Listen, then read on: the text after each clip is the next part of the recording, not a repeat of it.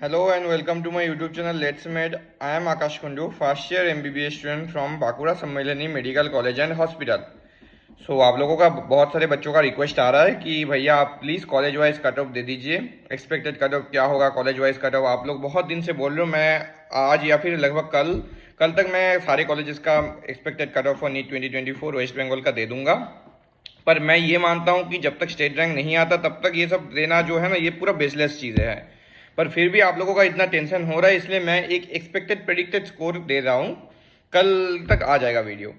तो आज की इस वीडियो में हम लोग बात करने वाले हैं कि डू एक्चुअली में कोचिंग्स, जो ऑनलाइन कोचिंग्स है लाइक ई गुरुकुल, फिर है PW मेडेड, मैरो, उसके बाद बहुत सारे प्रेप लेडर, ये सब है। तो आर दे रियली नीडेड, और अगर ले तो कौन सा प्लेटफॉर्म ले। तो चलो इसी के साथ वीडियो को शुरू करते हैं। तो देखो, पहला क्वेश्चन जो आता है कि ये जो ऑनलाइन प्लेटफॉर्म है ये क्या लेना चाहिए। तो देखो, ये पॉइंट टू पर्सन वेरी करता है। पर एक्चुअली में अगर ओवरऑल में बोलूँ तो पर्सन टू पर्सन अगर वेरी इरेस्पेक्टिव ऑफ एवरीथिंग, मैं अगर बोलूँ तो हाँ, कोचिंग लेना चाहिए, मेरे हिसाब से लेना चाहिए, क्योंकि कॉन्सेप्ट्स एकदम लेक्चर हॉल में क्लियर नहीं होते। मैं ये एक बार भी नहीं बोल रहा हूँ कि लेक्चर हॉल में अच्छा पढ़ाया नहीं जाता। पर क्या होता है, लेक्चर थिएटर में जो पढ़ाया जाता है ना, जो बच्चे एक्चुअली अभी पोस्ट नीट फेज है, अब बच्चे लोग मेनली क्या होता है कि कॉलेज में जाके इतना ज़्यादा पढ़ते नहीं है। यही बात होता है। मैक्सिमम बच्चे की बात कर रहा हूँ मैं वो बच्चों की बात नहीं कर रहा हूँ जो लोग फर्स्ट बेंच में, सेकंड बेंच में बैठते हैं, ऑलवेज अटेंटिवली सब सुनते हैं। मैं उन बच्चों में से नहीं हूँ, इसलिए मैं बोल भी नहीं रहा हूँ। मैं मैक्सिमम बच्चों के बारे में बोल रहा हूँ। मैक्सिमम बच्चे क्लास से रिटेंशन नहीं ले पाते, ठीक है। उनका मतलब फ़ोन चलाते रहते हैं। आप लोग देखे होंगे, आप लोगों को पता भी होगा क्या होता है क्या नहीं होता है। रील्स वगैरह में, इंस्टाग्राम रील्स सब जगह आप लोगों ने देखे होंगे। तो मैक्सिमम जन क्लास से अपना रिटेंटिविटी नहीं बढ़ा पाते, या फिर क्लास में एक्चुअली में अभी जो हो रहा है कि इतना ज़्यादा एक प्रैक्टिकल आप लोगों को सीखने को मिल रहा है, ठीक है। पर जो थियोरिटिकल नॉलेज है वो आप लोगों को क्लास से नहीं सीखने को मिलेगा, एकदम अप टू द फुलेस्ट नहीं मिलेगा। हाँ, आपको ये पता चल जाएगा कि कौन सा इंपॉर्टेंट है, कौन सा अनइम्पॉर्टेंट है। तो इस पॉइंट ऑफ व्यू से मैं बोलूँगा कि हाँ, आप लोगों को लेना चाहिए। ऑफ कोर्स आप लोगों को कोचिंग लेना चाहिए, एक ऑनलाइन लेना चाहिए। तो अब बात है कि कौन सा लूँ। तो देखो, मैं पर्सनली ई गुरुकुल लिया था।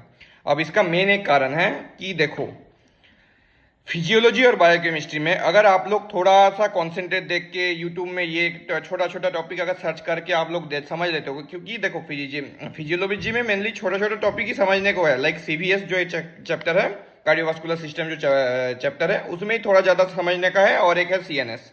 पर CNS का भी जो काम है वो एनाटॉमी से आपका काम चल जाएगा। सो CVS और CNS चैप्टर छोड़ के बाकी सब इजीली हो जाता है। मतलब आप अगर थोड़ा बहुत अगर कुछ गूगल कर लेते हो, कुछ अगर मीनिंग थोड़ा टाइम देके समझ लेते हो तो हो जाता है।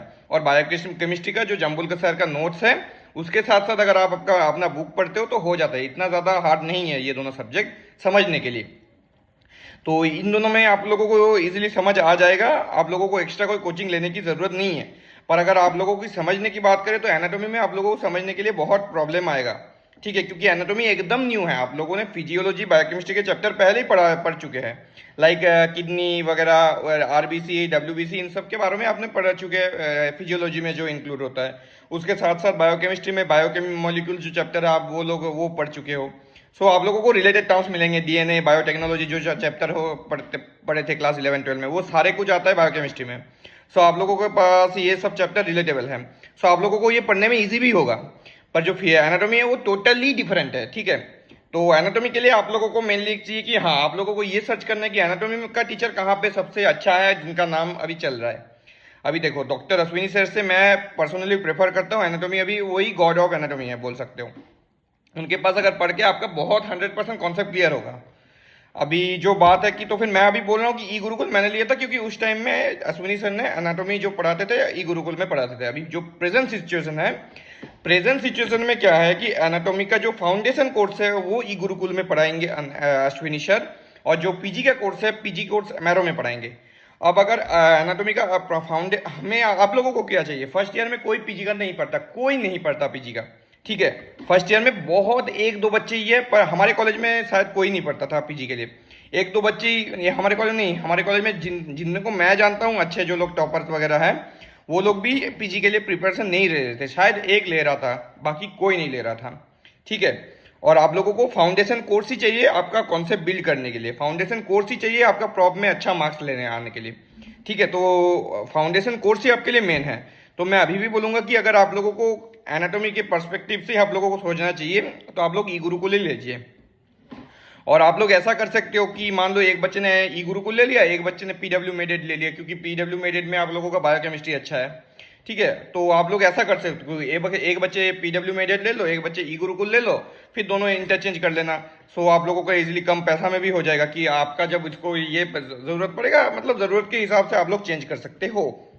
तो यही, अगर आप लोगों को वीडियो मैंने अब आपको समझ आ दिया ओवरऑल, अगर आप प्रॉपर कंक्लूजन चाहते हो तो मैं बोलूँगा कि ई गुरुकुल ही सबसे अच्छा है, क्योंकि अभी एनाटॉमी का जो फाउंडेशन कोर्स अश्विनी सर वहाँ पे ही पढ़ा रहे हैं, तो हमें अभी ई गुरुकुल ही लेना चाहिए। तो यही है। अगर और एक नेक्स्ट चीज़ कि एक साथ में सिर्फ एक ही ईयर का लेना, पूरे 5 साल का नहीं लेना। इसका मेन कारण जो है, देखो 5 साल में पैसा कम लगता है मैं मान रहा हूँ, पर एक साल में जो है क्या है पता है कि 5 साल में अभी आप लोगों ने देखा कि अश्विनी सर अभी गुरुकुल में है, नेक्स्ट ईयर दूसरे कोचिंग में चले जा सकते हैं। अब नेक्स्ट ईयर में सब्जेक्ट्स भी डिफरेंट है, हर एक सब्जेक्ट्स का हर एक कोचिंग में बेस्ट टीचर्स नहीं है। तो आप हर ईयर में, जैसे सेकेंड ईयर से बच्चे जनरली मैरो प्रेफर करते हैं या फिर प्रेप लेटर प्रेफर करते हैं, वो डिपेंड करता है। तो यही बात है। तो आज के लिए वीडियो इतना ही। अगर आपको वीडियो अच्छा लगे तो please like share and subscribe to my YouTube channel let's made. और अगर आप प्रॉपर कंक्लूजन चाहते हो कि किसके किसके लिए मैंने बोला, मैंने ई गुरुकुल के लिए ही बोला अभी भी। तो ठीक है, बाय बाय।